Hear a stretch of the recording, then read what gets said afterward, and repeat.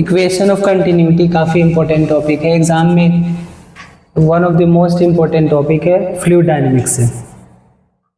तो इससे पहले कुछ इंपॉर्टेंट डिफिनीशन है। स्टेडी फ्लो क्या होता है?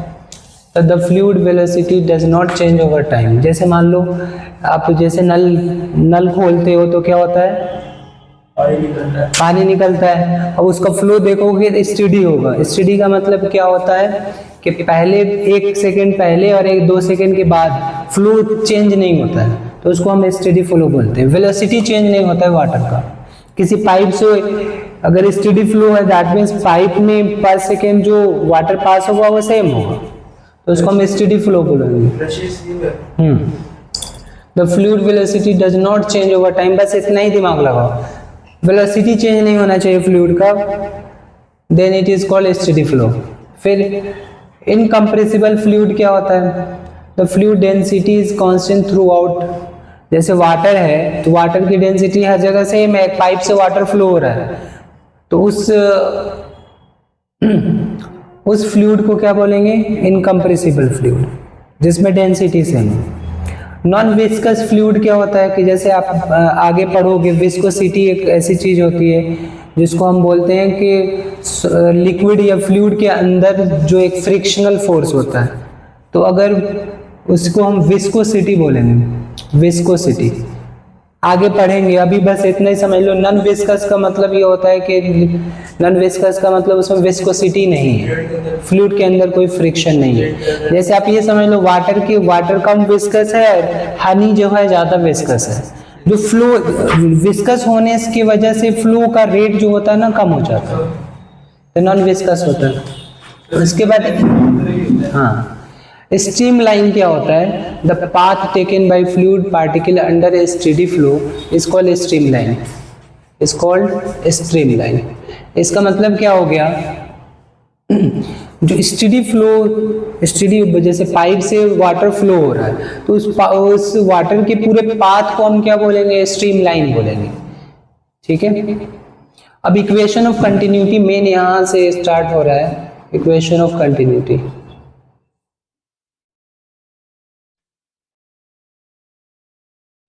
तो बहुत जैसे मान लो एक पाइप है जिसका यहाँ पे क्या है? डायमीटर कम है, यहाँ ज़्यादा है। दैट मीन्स यहाँ पे एरिया जो होगा वो वहाँ पे कम होगा, यहाँ पे ज़्यादा होगा। तो ये इक्वेशन ऑफ कंटिन्यूटी क्या कहता है? The mass of fluid flowing out, जितना पानी बाहर निकलेगा उतना ही पानी अंदर आएगा, उसका मास इक्वल होता है। The mass of fluid flowing out is equal to the mass flowing in. जितना पानी पर सेकेंड में बाहर जाएगा उतनी पानी इंटर करेगा। तो देखो मास का फॉर्मूला क्या होता है? Volume into density. अब ध्यान से देखो, ये हमारा डेंसिटी है, ये क्या है? हमारा डेंसिटी है, और ये एरिया और ये वेलोसिटी और ये टाइम है। एरिया, वेलोसिटी और टाइम। अब ध्यान से देखो, एरिया मतलब मीटर स्क्वायर हो गया, वेलोसिटी मतलब मीटर पर सेकेंड हो गया, टाइम सेकेंड हो गया, कट के क्या आ जाएगा? वॉल्यूम ही आ जाएगा। तो मास को हम इस फॉर्मेट में लिख सकते हैं, density into area into velocity, जो फ्लूइड की वेलोसिटी होगी, इंटू डेल्टा टी। क्यों लिखा है? क्योंकि छोटे टाइम की बात हो रही है। तो ये हो गया। तो अगर यहाँ पे जो मास होगा वाटर का, जो फ्लोज आउट हो रहा है, उतने ही मास यहाँ पे इंटर करेगा, m1 इक्वल टू m2। तो यहाँ पर देखो फ्लूइड की डेंसिटी सेम है, जो फ्लूइड यहाँ पे है वही फ्लूइड यहाँ पर है, तो इसकी डेंसिटी सेम है।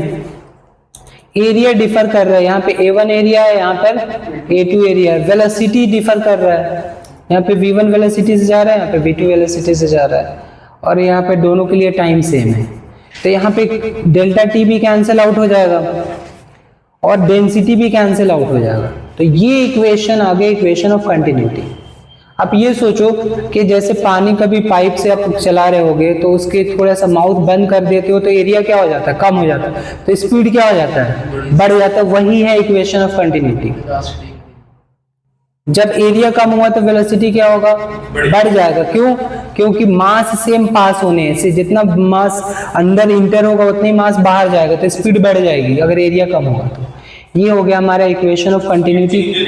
हाँ, फाइनल इक्वेशन क्या हो गया, a1v1 इक्वल टू a2v2, ये हो गया हमारा इक्वेशन ऑफ कंटिन्यूटी। मतलब हम पाइप की नोजल की एरिया मतलब कम कर देते हैं तो उसमें क्या कहते हैं, प्रेशर